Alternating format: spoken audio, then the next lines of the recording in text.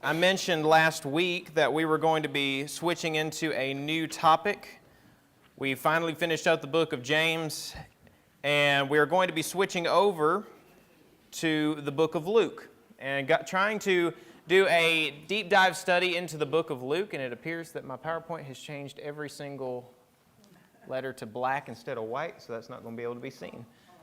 So we'll get that worked on in a second, but we're going to be doing a hopefully more in-depth study of the book of Luke. We're going to be starting off the first little bit talking about more of the introductory material, the structure of the book, the audience of the book, etc. And we have awesome guys in the back who can take care of whatever we need.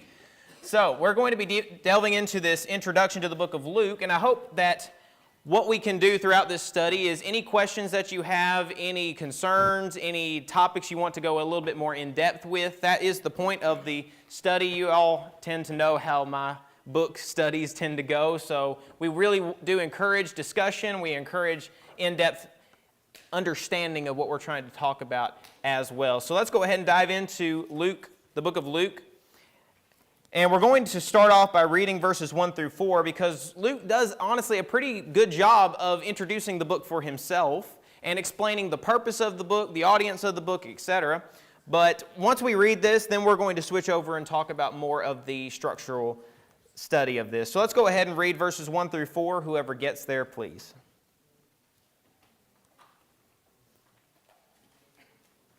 It's Luke chapter 1, starting with verse 1.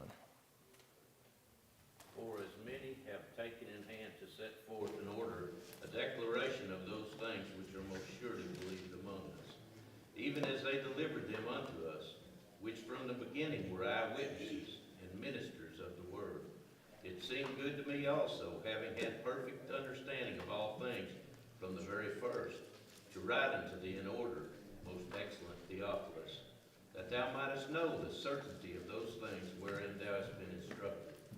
All right, so we have a few details right off the bat that allows us to know what the purpose of this book is. Luke starts off by saying there's many people who have tried to compile all these writings and the story that took place of when Jesus was born and the life that he lived and his ministry and the apostles and the beginnings of the church. He said, there's been many people who have set aside to do this, but I'm going to take my shot at it right now. Now, the interesting thing about this is it gives us a little bit of a clue of what's taking place here.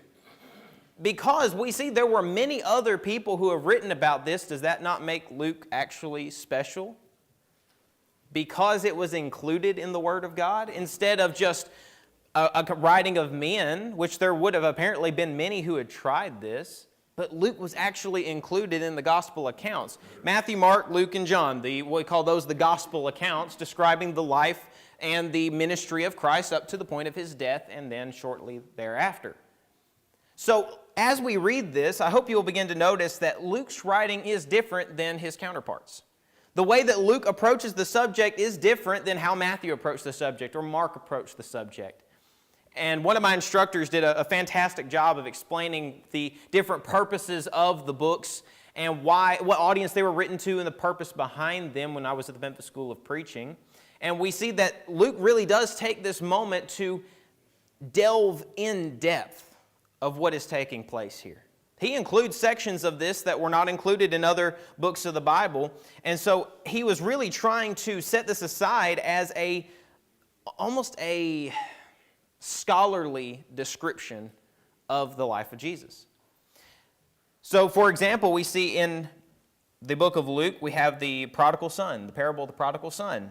We have the Good Samaritan, the Pharisee and the tax collector, the rich man and Lazarus, the rich fool. All these are only written in Luke. You're not going to find them in Matthew, Mark, or John. And we look at those accounts and we say, well, those are very powerful lessons that Jesus taught. I mean, think about the prodigal son for a moment and how many times that has been preached on and taught as a means of understanding God's redemption and God's forgiveness for those who have done wrong. Even those in that situation, when we break that study down, and we'll get more in depth when we get to that chapter, but you really think about it, when that man stood up to his father and said, I'm done with you, I'm going to go live on my own, friends, that was a very serious thing to do in Jewish culture. This was more than just oh great, we got a teenager acting like a teenager again. No, this was a very serious attack against his father, his authority, his house, his name, every aspect of it. So when Jesus is making that comparison, talking to Jews, he's making a very profound statement about God's feeling towards those who reject him, those who hurt him. And it's also interesting to note this: Luke was not an apostle. The four gospel accounts, Matthew, Mark, Luke, and John, Mark and Luke are the only two that are considered to be, by most studies, they're not apostles. Matthew was an apostle, John was an apostle, and we would understand those, we'd read those and say, okay, well, those are apostles who are writing about this, so it makes sense why that would be there. But the fact that these two were not the hand-chosen men of God, and they were still included in the Bible, that's a powerful account, is it not? A pretty impressive recommendation here. So as we get into this, let's start off with analyzing the structural analysis of the book of Luke. The structural analysis of the book of Luke. First of all, let's notice the fact that the book of Luke is a treatise. A treatise. We notice this by Acts chapter 1. The former treatise have I written to thee, O Theophilus, of all the things that Jesus began both to do and teach. And what we're hoping to do throughout this study is, once we finish up the book of Luke, is we can also tie it into the book of Acts, because Luke wrote this as a complete narrative. We see the beginning, Jesus' birth, his life, his ministry. The book of Acts picks up from the moment that Jesus was transfigured back, or went back up into heaven, and we see the church begin to form after that, then the ministries of the church. And so we really see this complete narrative that Luke is trying to explain to Theophilus to help him understand what all is taking place. Now, a treatise is not something that we say. We don't use that terminology very often, but a treatise is a systematic exposition or argument in writing, including a methodical discussion of the facts and principles involved and conclusions. That's a very fancy way of saying this is a really in-depth explanation of what happened. Really, that's a simple way of looking at it. Sometimes definitions can be just as confusing as the word you're trying to define. But that's what this is. He's making a case before Theophilus, explaining every detail of what happened, so that we see this in the later end of this writing of verse 3 of what we just read. It seemed good to me also, having followed all things closely for some time past, to write an orderly account to you. Now that's an important thing to note. Orderly account. That's the English Standard Version that describes it that way. He is ordering this in a very timeline fashion, very detailed fashion, so that Theophilus can look to this and he says, okay, this happened, then this connected to this, and this is what happened with this, and the people who are involved helps him to have a broad picture. I mean, just take a moment to think about it from our own perspective. Is it easier for a preacher to get up and say, well, you know, in the Bible we read that God created the world. And then, you know, he also had the prophets that came in and they talked to people about what was coming. Oh, and then the church got established at some point here. And oh, I forgot to mention Job was in there somewhere. That's not going to be very useful. You're going to be sitting there saying, okay, I'm going to feel like the conspiracy theorist with all the red twine on the wall right now trying to connect everything that you just said. But this is really described more as really like a class. He's teaching everything that happened really in the form of this historical narrative of what Jesus did to help Theophilus understand. And we see that in verse 4. He says that you may have certainty concerning those things you have been taught. Now, what does that tell us? That last phrase there, that you have been taught, what does that tell us about Theophilus? There's two things we can really draw from that about Theophilus. What do you think they are?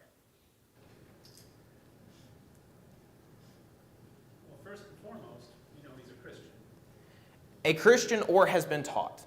One of the two. We know he has had access to the teachings of the early church because he apparently knew about it. He says you can have certainty in what you've been taught. Now, the certainty aspect really does lend itself to he very likely could be a Christian, but he's at least been taught.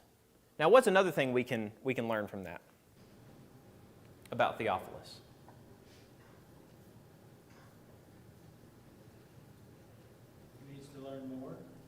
Needs to learn more. He has questions.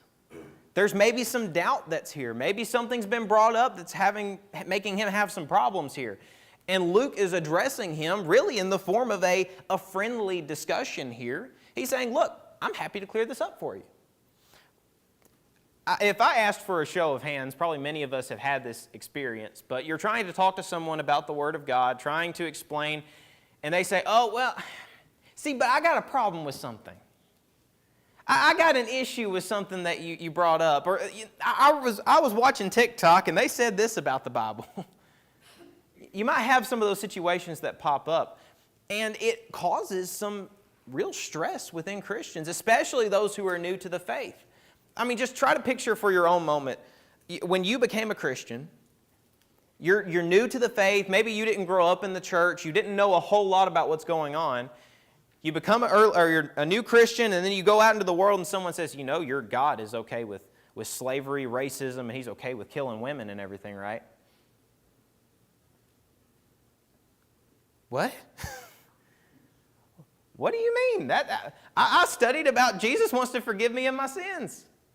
He wants us all to be a part of the family of Christ, the church. He wants us to work with Him. He said we're going to have difficulty, we're going to be persecuted, and those kinds of things, but my God's not okay with murder. So, go read the Old Testament and see who your God actually is.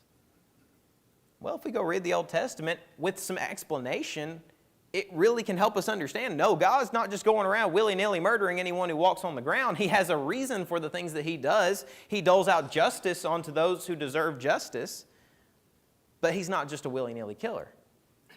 So if I'm trying to picture this, and this is the way that really was making the most sense to me as you're researching this, Theophilus was having some difficulties.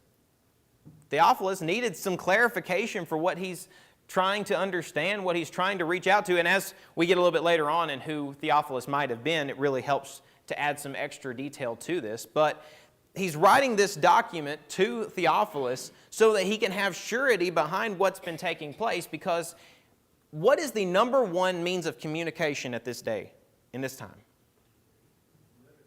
A letter or what? What was that? Texting. Texting? No, not texting. But letter or what? Word of mouth. Now, word of mouth or writings. What are two major problems with both of those forms of communication? They get distorted sometimes by their writers. They get distorted. Speakers. What was that? Or their speakers. Or their speakers. They get distorted. You've heard, I know you've heard me do this. I've heard Don and other preachers do this 100 times, where we'll get up to speak and we know the character we're trying to talk about. We know exactly what we're trying to say. We might give every detail about this person, but use the wrong name the entire discussion. I wish I had $1 for every time I've done it and another preacher has said Noah instead of Moses, or Moses instead of Noah. It gets distorted. It makes things a little bit confusing. Now, if I sit back and I say, okay, Josh, I don't think you're talking about who you think you're talking about, then we can get it cleared up and everything's good and fine. But if I just go out here and I preach that sermon and it's now out in the world and someone hears it and says, man, Josh thinks that Moses built an ark and he's preaching that everywhere he goes. Well, that's a little bit of a distorted message there. But if you are in this day and age, and you're in the early church that is living in a predominantly pagan or a predominantly Jewish world, are you going to have a lot of people very friendly in the discussions about who Christ was, what He did, and all those kind of things, and having all the fact checkers to make sure everything is said properly? Likely no. So what Luke is trying to do is help clear this up for Theophilus so that he can truly understand this is what Jesus did. This is the life that He lived. He fulfilled the prophecies He said He was going to fulfill. And here's the teachings that He gave as well to help you really get a grasp of who Jesus was and what we've taught you. So this document is really just a means of verifying historical discussions about Christ. It's about historical accuracy of the life of Christ and to shore up Theophilus' understanding of what he was taught. Really gives us a simple explanation for what's the attempt to be done here. And it helps us as Christians who are reading this to know Luke's a good book for those who are trying to understand more. Those who are trying to have these details cleared up for them. Luke is a very in-depth and very thorough description of the life of Christ. So, that being said, this being connected to Acts as well and helping us to see this broad narrative, if I were to ask you which of the gospel accounts you've read more, what do you think? Let's see what the average is. How many of you have read Matthew more than any of the other books? We got one? Okay, we got several. Matthew. What about Mark? Well, there's no hands for Mark. Poor Mark. Okay, Luke. We got one. John. Or we got 2, 3. Okay, I missed one up here. What about John? I saw 2 hands for the same book. I don't know how that worked. All right. But what I just noticed with that is that Luke was not the majority. Luke was not the biggest book that was out there. Most of us have read the other books, Matthew and John. Mark's just got left high and dry in the whole discussion, but you know he's the shortest gospel, right? It's a really quick read. But Luke is really the one that helps us get all the details that we miss in the other books that were written. He helps fill in some of the gaps that we see and helps us to make a better timeline. If you were to go pick up today, they have a series of books out that have been around for a long, long time called Harmonies of the Gospels. Y'all ever used one of those before? You know what the purpose of those books is? Better question if we've only had one who's used them before. So, a Harmony of the Gospels is where they take each of the books of the Bible, or each of the books of the Gospel accounts, and they try to make a timeline that's consistent throughout the entire thing. Not always perfect. It's not always going to give you what you need to know. But they're trying to fill in those gaps. But if you go read those books, Luke fills in a lot of those harmonies. I mean, a lot of it is just reading the book of Luke. So, that really helps us to get a grasp in our minds of what we're looking at here. It kind of helps set the stage. You know, when you get into a class and the teacher gets up on the first day and he says, here's what you need to expect, here's the attitude you got to have about the class, here's what you're going to have to research, all those kind of things. That's really kind of what this is it helps us to put this in perspective of what the book of Luke is. Now, historical background. Now, I know half of us in the room just went, ugh. But this is really what helps us to get an even broader picture of what's taking place. And yes, I'm a history buff, so I love to talk about history, especially when it has connection to the Word of God. So the book of Luke was written to Theophilus, and most scholars put it around AD 80 to AD 90. Now, what's important about those dates for those of us who are true blue history fans? What was taking place around that time, or what took place shortly before this time? We have the destruction of Jerusalem before that. Mm-hmm. And afterwards, we have the Roman Empire, doing everything with Christians. Mm-hmm. So, AD 70, we have the destruction of Jerusalem by the Roman general Titus. This was all a part of a large-scale rebellion that took place in the province of Judea. If I were to ask you what were the main groups of religious people of Jewish religious people in Jerusalem, what would you say? What groups would you probably pull out of your hat? The Sadducees, the Pharisees, the Herodians, and the Essenes, and Mm-hmm. Those are your main ones. You're good. You got it. Those are your main ones. The Sadducees, the Pharisees, the Essenes, and the Herodians. Those are your main political groups of that day and age. Pharisees were more of we want to bring back the law of God. We want to make sure that every detail of the law of God is said, and on top of that, we're going to make sure that we build a hedge around the Word of God so that if everyone gets through all of our walls of laws, they won't even get to the old law of breaking it. That was kind of their philosophy, and that came about from that period of time where they had no old law. Basically, they were under occupation for so long, the temple itself was turned into a temple of Zeus, and so they were really hard-nosed on, let's bring the law back, let's force this back into being. Now, the Sadducees were a group of people who were very, very, humanistic. A very, very humanistic group of people. They did not believe in an afterlife. They did not believe in angels. They did not believe that the soul was eternal. They really just believed this is all there is. Just do the law and be good. That's their entire philosophy primarily. And at this time, they were the most powerful of those groups.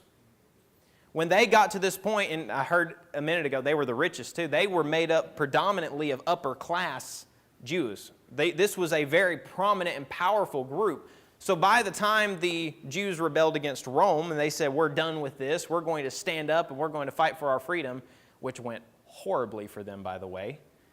Absolutely terrible, which God prophesied this was going to happen to them as well because of what they had done. So AD 70, the temple's destroyed, Jerusalem is destroyed. So if you're a Jew or you're in the region of Judea, what's your life like right now? Pretty horrible. It's a pretty terrible time to be a Jew and to be living in this world. It would have been very tumultuous. The government was very drastically changed for you because you went from a fairly well-recognized province. You were allowed to worship the way you want. You were allowed to kind of live how you want. Everything was pretty simple overall under Roman rule. Still difficult, don't get me wrong on that, but pretty straightforward. Now you're occupied territory. The Roman armies come in, they've shown you what for, and now you're under Roman occupation. Now, we also see a man come to power at this time who, if you have studied about persecution, this man's name comes up pretty consistently. Domitian. The Roman Emperor Domitian, he came to power in AD 81, and he launched a brutal persecution, not just against Christians, by the way. You go and study what he did. This was against anyone who was considered a threat to his power. But primarily, it was against their refusal to engage in the emperor cult. Domitian was one of the first emperors to come out and say he wanted to be addressed as Lord and God. That was his entire position. You address me as a god. And they had temples dedicated to this. They had statues for this. They had worship. And it's kind of funny when you go and if you go to Rome and you go and see all the museums that they have, you notice one thing that's pretty consistent. There's a lot of headless statues. A whole lot of headless statues, and then some that you'll see the same body with a different head. What they tended to do, Romans were great recyclers. You had a new emperor, he was a new god, so you just lop the head off, put a new one on, there's your idol. Very, very recyclable. It worked out great for them overall in terms of having to deal with construction and things of that nature. But that was the world that these people were living in. This is what was taking place in all over the empire, not just in Rome, not just in Greece, which we would think about these things taking place there. This was in Judea, a nation that had been, well, a province that had been fighting for its independence since Alexander the Great came in and took over.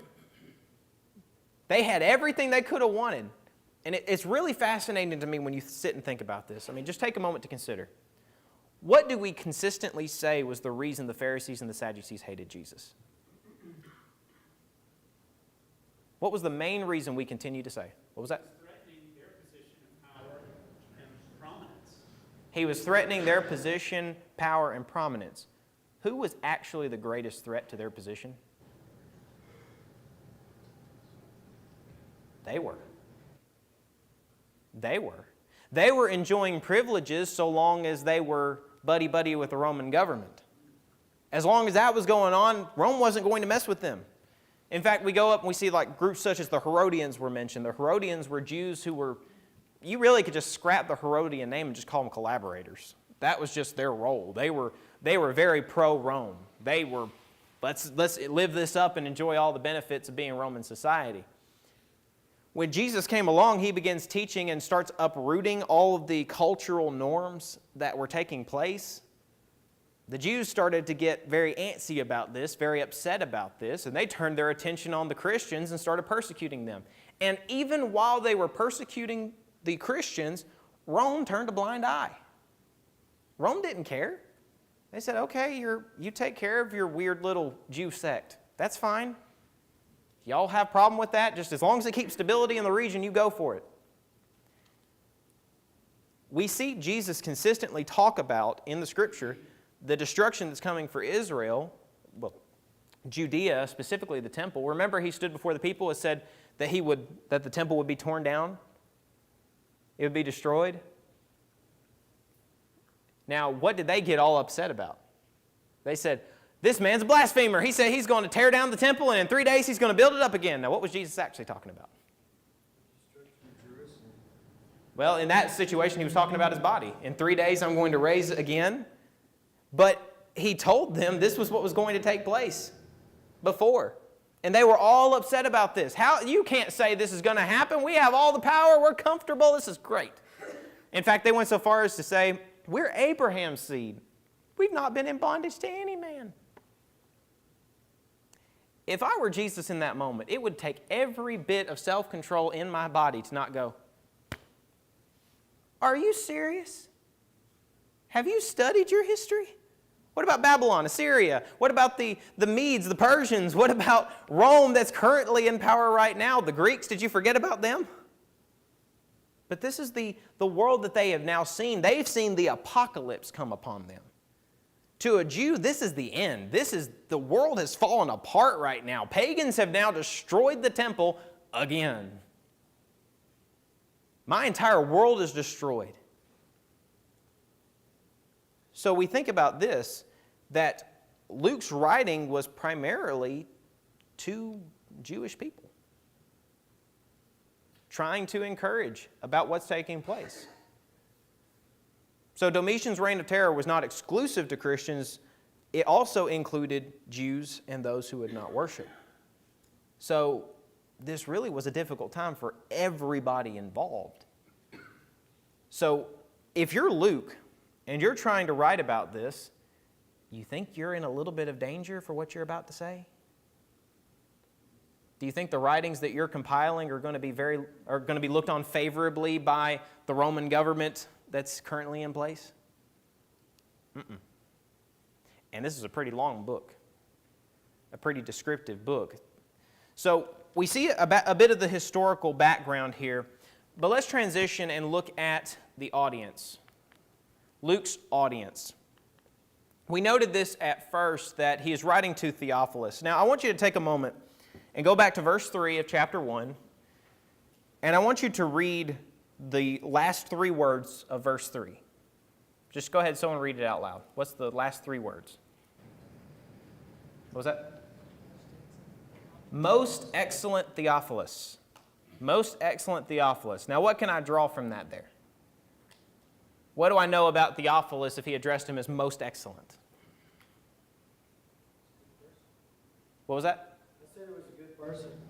Might be a good person, but what does it sound like a little bit more than just a good person? A title. It sounds like a title. Now, we just give titles to the local mechanic down the street, right? So I saw it, like, yes, I want a title. I want to be most excellent for being a mechanic. All right, but what does that tell us about Theophilus? He's in a position of what? Power, authority.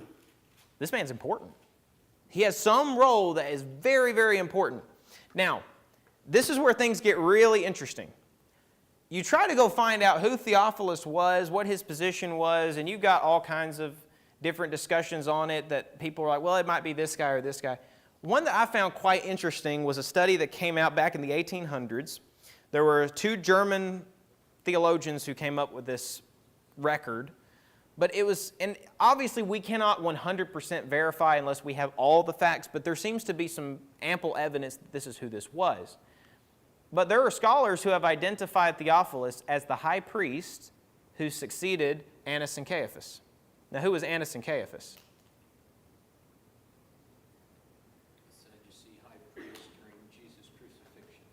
The high priest in charge when Jesus was crucified. So take a moment and consider this. These men would have been in power. These were the same high priests that were around when Stephen was stoned, when the apostles were brought before the council, early part of the book of Acts. These high priests were in charge. And Theophilus, if this is who this was, Theophilus came to this position around AD 37. When did Jesus die? What year did Jesus die? AD 33. So this is 4 years after the death of Jesus. 4 years. Church has rapidly grown, much more influential. In fact, we get into the book of Acts and we start seeing some of the examples that took place there, that some of the early Christians were even able to get up into Caesar's own household and teach some of the people in Caesar's own household. That's a powerful group of people, especially in this day and age. Is it easy or hard in 2024 America to influence people with ideas? It's pretty easy. They got a cell phone, they got a computer, they got some free time. It's pretty easy to teach them something. They'll pick something up. In that day and age, the only people who had access to these leaders were the ones who let them come. So the fact that that Christianity was able to get that far is pretty impressive. It's pretty incredible what was taking place here. So we look at this position here. If Theophilus was the high priest, this is a pretty big move for him, is it not? You're going to agree with the people that your predecessors tried to stamp out? And let's keep this in mind too. If you were thinking about this from today's standards, would the Sadducees be a conservative group or a liberal group? What do you tend to think? What was that? I say the More liberal? Everyone kind of agree with that, liberal? This was the conservative group. This was the aggressive conservative group of the two. The Pharisees would have been the liberals.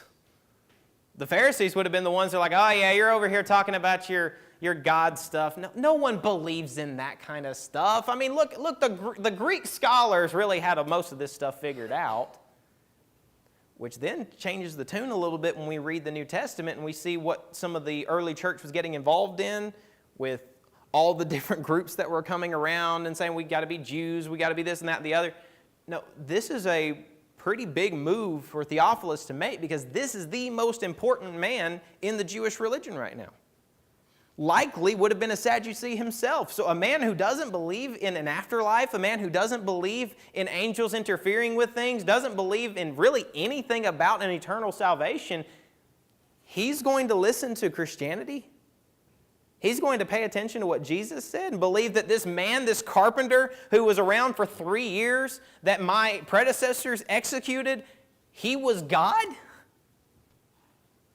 That's a pretty bold step to make, and not a popular one. He very likely would have been in some serious trouble for making a move like this. So we see that that's taking place. It would have been a difficult situation for Theophilus being a leader of that role.